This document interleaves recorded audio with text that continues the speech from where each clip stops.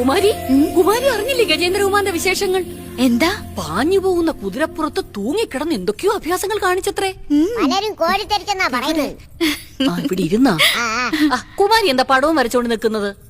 മഹാരാജാവിന്ന് വരന്മാരെ പ്രഖ്യാപിക്കുന്ന ദിവസമല്ലേ? കുമാരിക്ക് ഗജേന്ദ്രകുമാരനാണെന്നാണ് എല്ലാരും പറയുന്നത്. എനിക്കിപ്പോ കല്യാണമൊന്നും വേണ്ട മല്ലികേ. അതെന്താ കുമാരി, കല്യാണം ഒരു രസമല്ലേ?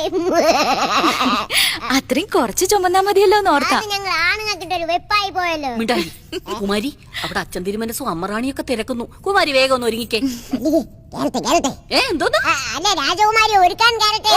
ഞങ്ങളെയൊക്കെ ഒരുക്കി ഇങ്ങനെ കുളവാക്കിയത് പോരെ? ഇനി രാജകുമാരുടെ പുറത്തു കൂടെ ചാടി കയറണോ? കൊട്ടാരൻ ചമയക്കാരൻ.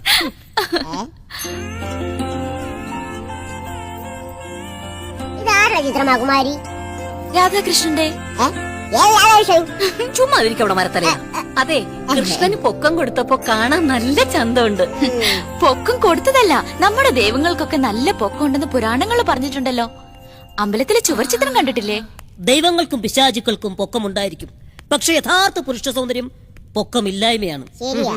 അല്ലേ രാധേ? ഗജേട്ടനെന്താ ഇവിടെ? നിനക്കൊരു പൂ തരാൻ, എന്റെ സ്നേഹത്തിന്റെ പൂ.